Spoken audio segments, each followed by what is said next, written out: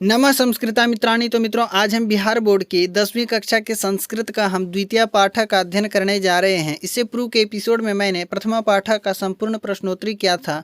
आज हम द्वितीय पाठक को पढ़ेंगे, इसका संपूर्ण हिंदी अनुवाद करेंगे, जिसका शीर्षक है पाटलिपुत्र वैभवम। पाटलिपुत्र वैभवम, पाटलिपुत्र का अर्थ होता है पटना, यानी कि पटना के वैभव के बारे में आज हम पढ़ेंगे और इस संपूर्ण पाठ का हम हिंदी अनुवाद एक एक करके देखेंगे। आप लोग वीडियो के अंत तक बने रहेंगे, वीडियो काफ़ी अच्छी होने वाली है आप सभी के लिए। तो चलिए बिना विलंब के इस वीडियो को हम प्रारंभ करते हैं, आज की क्लास को प्रारंभ करते हैं। इस पाठ का सामान्य परिचय यहाँ पे दिया गया है। बिहार राज्यस्य राजधानी नगरम पाटलिपुत्रम सर्वेषु कालेषु महत्वम धारयत, यानी बिहार राज्य के राजधानी नगर जो है पटना सभी कालों में सभी समयों में अपने महत्व को धारण किए हुए हैं। अस्य इतिहासः सार्धसहस्रद्वय वर्ष परिमितः वर्तते। इसका इतिहास यानी कि पाटलिपुत्र का इतिहास, पटना का इतिहास 2500 वर्ष पुरानी है, 2500 वर्ष पुरानी है, 2500 वर्ष पुरानी है। अत्र धार्मिक क्षेत्रम, राजनीतिक क्षेत्रम, उद्योग क्षेत्रम च विशेषेण ध्यानाकर्षकम। यहाँ धार्मिक क्षेत्र, राजनीतिक क्षेत्र और उद्योग क्षेत्र विशेष रूप से ध्यान आकर्षण करने के योग्य करने वाले हैं। ये आकर्षण का केंद्र है। धार्मिक क्षेत्र, राजनीतिक क्षेत्र और उद्योग क्षेत्र यहाँ विशेष रूप से हमारे ध्यान को आकर्षण करने वाले हैं। वैदेशिका यात्रिणः मेगास्थनीज फाह्यान हुवेनशंग इतशिंग प्रभृत्यः पाटलिपुत्रस्य वर्णनम स्व संस्मरण ग्रंथेषु चक्रुः। ये विदेशी यात्री थे। विदेशी यात्री मेगास्थनीज, फाहियान, हुवेनसांग, इतसिंग इत्यादि, इन चारों का नाम आप हमेशा स्मरण रखेंगे, याद रखेंगे।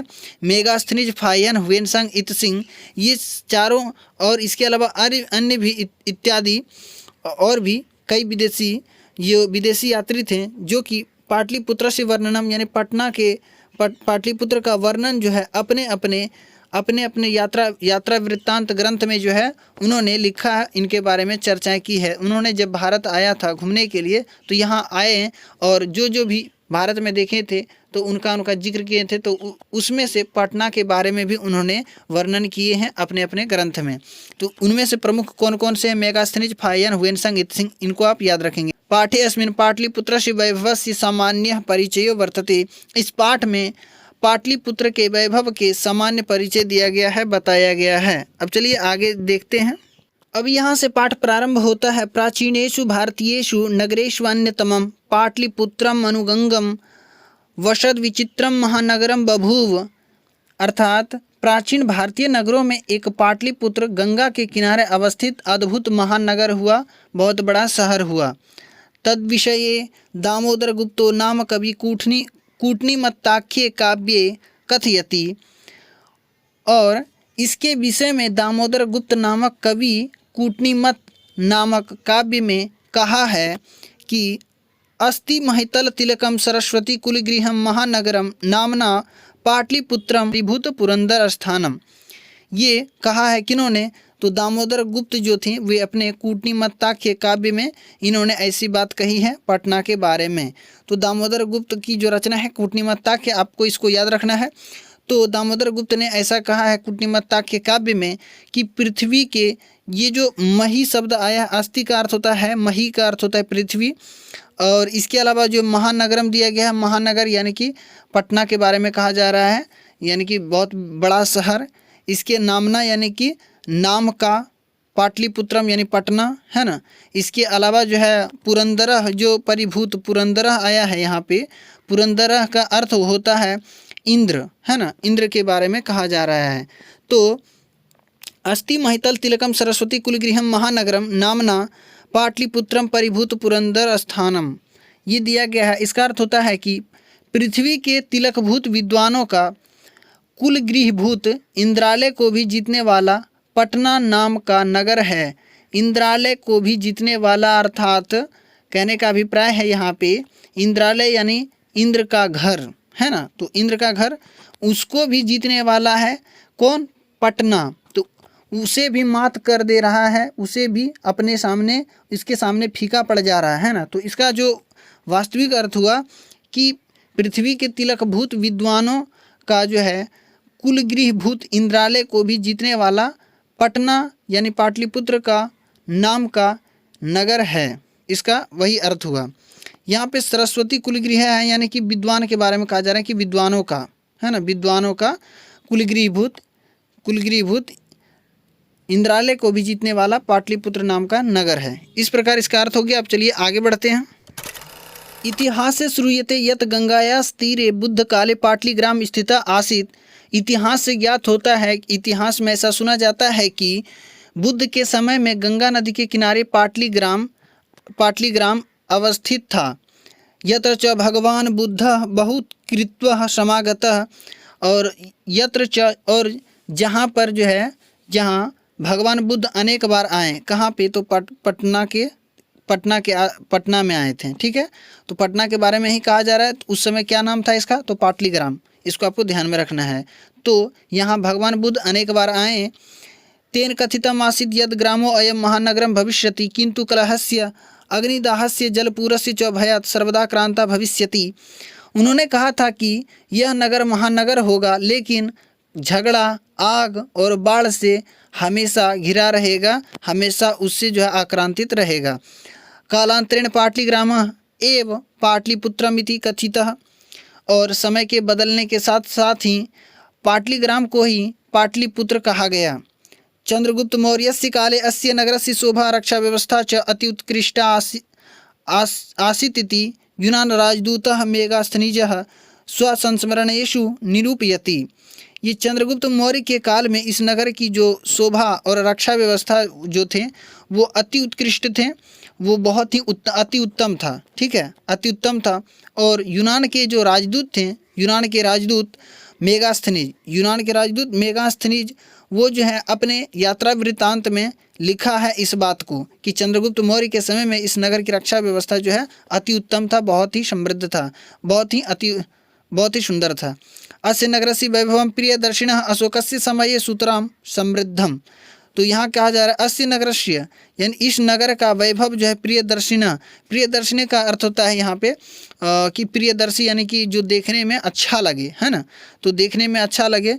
तो अस्य नगरस्य वैभवं प्रियदर्शिनः अशोकस्य समये, इस नगर का वैभव प्रियदर्शी अशोक के समय में और अधिक समृद्ध था, बहुकालं पाटलिपुत्रस्य प्राचीना सरस्वती परंपरा प्रावर्तत इति राजशेखर स्वकाव्यमीमांसा नामके कवि शिक्षा प्रमुखे ग्रंथे सादरम स्मरति।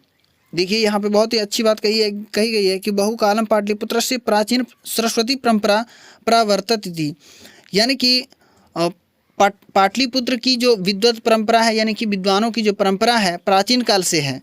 और ऐसा जो है राजशेखर ने अपनी काव्यमीमांसा नामक जो कवि शिक्षा पुस्तक में जो है ग्रंथ में सादर स्मरण किया है, उन्हें बताया है, उसमें लिखा है ना।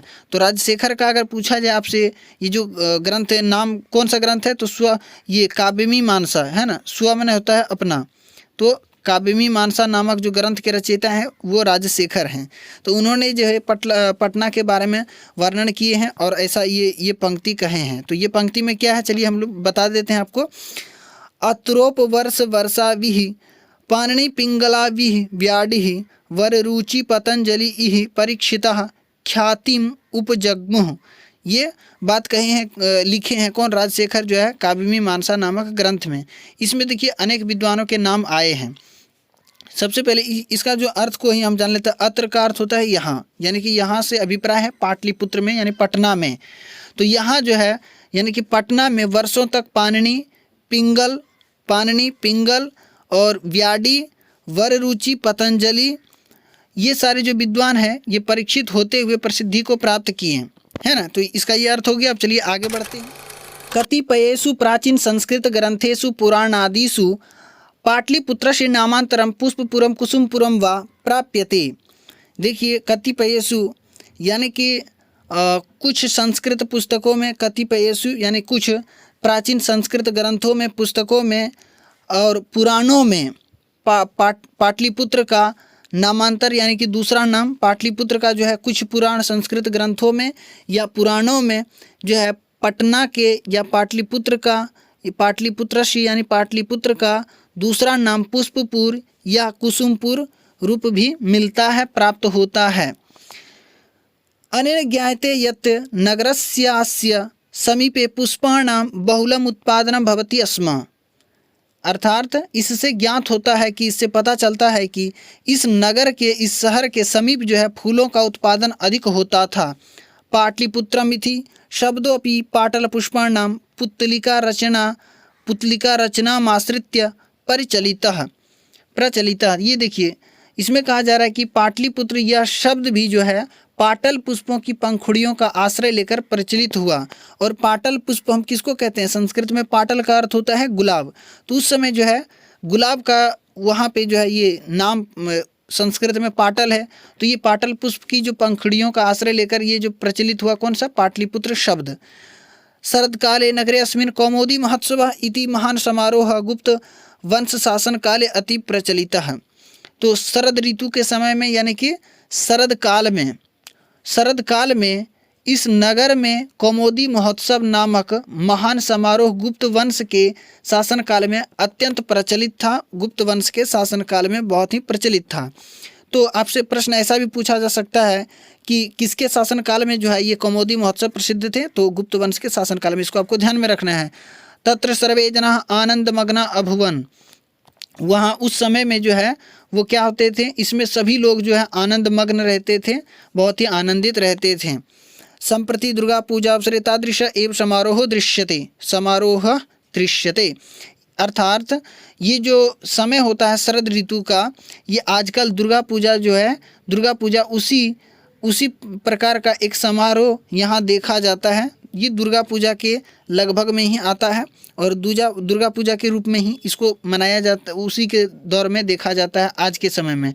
उस समय जो है ये प्रचलित था, कौन सा?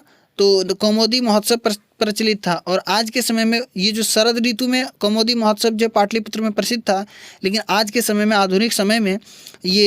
आधुनिक समय में दुर्गा पूजा जो कि हम आज देखते हैं ये प्रचलित है शरद ऋतु के समय में, यही कहा जा रहा है।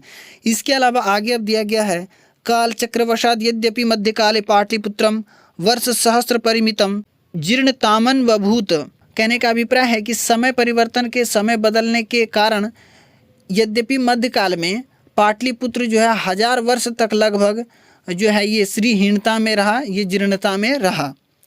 तस्य संकेतः अनेकेषु साहित्य ग्रंथेषु मुद्रा राक्षसादिषु लभ्यते। और उसका जो है संकेत, तस्य संकेत यानी कि इसका संकेत जो है अनेक साहित्यिक ग्रंथों में, जैसे कि मुद्रा राक्षस आदि में मिलता है। ये मुद्रा राक्षस जो है विशाखा दत्त जी का प्रसिद्ध ये ग्रंथ है। इसके अलावा और भी पुस्तकों में इसका जो है वर्णन इस बात का मिलता है, ठीक है, इसका संकेत जो है मिलता है। इसके अलावा आगे है मुगल वंश काले अस्य नगरस्य समुद्धारो जातः। और मुगल वंश के समय में, मुगल वंश के शासन काल में इस नगर का पुनरुद्धार हुआ, फिर से जो है इसका जो है उद्धार हुआ, ये विकासशील पर आने का शुरुआत हुआ इसका। आंग्ल शासन काले चो पाटलिपुत्रस्य सूतराम विकासो जाता। और आंग्ल शासन काले जब अंग्रेज शासन कर रहे थे तो अंग्रेजों के शासन काल में पाटलिपुत्र का अच्छा विकास हुआ, बहुत ही विकास हुआ था इसका। नगरम इदम मध्यकाले एव पटन इति नामना प्रसिद्धम अगात। देखिए, नगरम इदम, नगर धन इदम, इदम का अर्थ होता है यह, इदम का अर्थ होता है यह। तो मध्यकाल में ही यह नगर का नाम जो है पटना नाम से ये प्रसिद्ध हो गया, पटना नाम से ये प्रसिद्ध हो गया। अयम च शब्दः पत्तनम इति शब्दात् निर्गतः। अयम च शब्द पत्तनम इति शब्दात् निर्गतः। और यह शब्द जो है पत्तन शब्द से निकला हुआ है, उसी से आया हुआ है। ये पटन शब्द जो है ये पत्तन शब्द से ही आया हुआ है। नगरस्य पालिका देवी पटन देवी इति अद्यापि पूज्यते। और नगर की जो पालिका देवी है, आज भी जो है नगर की देवी पटन देवी पूजित है, उसी की पूजा होती है। पटना में पटन देवी प्रसिद्ध हैं, उनकी पूजा की जाती है। तो यहाँ तक ये था इसका हिंदी अर्थ। अब चलिए आगे देख लेते हैं। आगे दिया गया है संप्रति पाटलिपुत्रम पटना नाम नगरम अति विशालम वर्तते बिहारस्य राजधानी चास्ति। संप्रति का जो अर्थ होता है आजकल। तो आजकल पाटलिपुत्र यानी कि पटना जो शहर है वो काफ़ी ही बहुत विशाल है और बिहार की राजधानी है। बिहारस्य राजधानी चास्ति, और बिहार की राजधानी है। अनुदिनम नगरस्य विस्तारः भवति, और आए दिन इस नगर का विस्तार होते जा रहा है, आए दिन इस नगर का विस्तार हुआ है, ठीक है, होता ही जा रहा है। अस्योत्तरस्याम दिशि गंगा नदी प्रवहति, और इसके उत्तर दिशा में गंगा नदी बहती है। किसके उत्तर दिशा में? तो पाटलिपुत्र के यानी पटना के उत्तर दिशा में गंगा नदी बहती है। इसको आपको ध्यान में रखना है। तस्या उपरि गांधी सेतुर्नाम एशिया महादेशस्य दीर्घतमा सेतु किंच रेलियान सेतुरपि निर्मीयमानो वर्तते।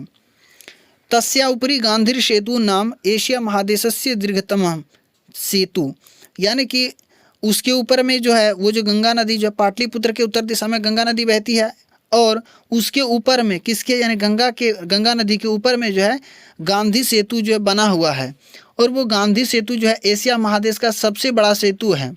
और रेलियान सेतु भी निर्माणाधीन है उसी पर, यानी कि रेलियान सेतु भी बन रहा है। ये तो बात पहले ही कहा जा रहा था, अब तो बन भी चुका है। तो नगरे अस्मिन् उत्कृष्ट संग्रहालय उच्च न्यायालय सचिवालय गोलगृहं तारामंडलम जैविकोद्यानं मौर्यकालिकः अवशेषः महावीर मंदिरम इत्येति दर्शनीयः सन्ति। और इस नगर में उत्कृष्ट संग्रहालय, उच्च न्यायालय, सचिवालय और गोलघर, तारामंडल और चिड़ियाघर है। मौर्य काल के जो अवशेष कुछ बचे हुए हैं वो भी वहाँ पे हैं, और महावीर मंदिर जो है ये जो है देखने लायक इत्यादि और कुछ भी जो है देखने लायक जो है प्रसिद्ध है वहाँ पे। कहाँ पे? तो पटना में। ये सारी चीज़ जो है प्रमुख है वहाँ पे, ये दर्शनीय है, देखने लायक है। इसके आगे दिया गया है प्राचीन पटना नगरे सिख संप्रदायस्य पूजनीयम स्थलम दशम गुरो गोविंद सिंहस्य जन्मस्थानम गुरुद्वारेति नामना प्रसिद्धम वर्तते।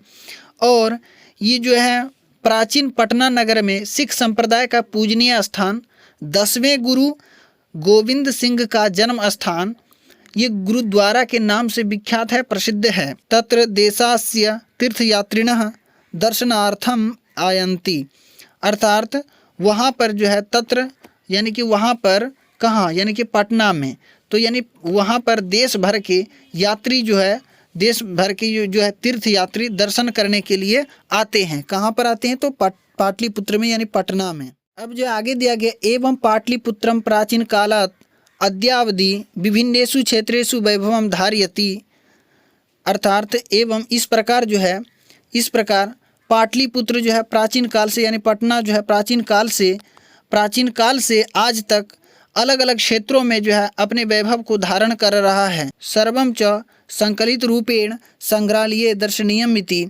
और हम सभी को जो है जिनका जो है संकलित रूप जो है हम संग्रहालय में देख सकते हैं वे दर्शनीय हैं, यानी कि और इस प्रकार जो है सभी चीज़ों को हम जानने के लिए आज भी हम पटना जाके वहाँ संग्रहालय में हम देख सकते हैं, ये संग्रहालय में उपस्थित है। पर्यटन मानचित्रे नगरम इदम महत्वपूर्णम, और पर्यटन के लिए जो है मानचित्र पर यह नगर जो है एक प्रमुख नगर है ना। तो ये बहुत ही प्रसिद्ध नगर है। इस प्रकार हमने जो है पाटलिपुत्र को यहाँ पे पढ़ लिया और संपूर्ण पाठ का मैंने हिंदी अनुवाद कर लिया, और आशा करते हैं कि ये वीडियो आपको बहुत ही अच्छी लगी होगी।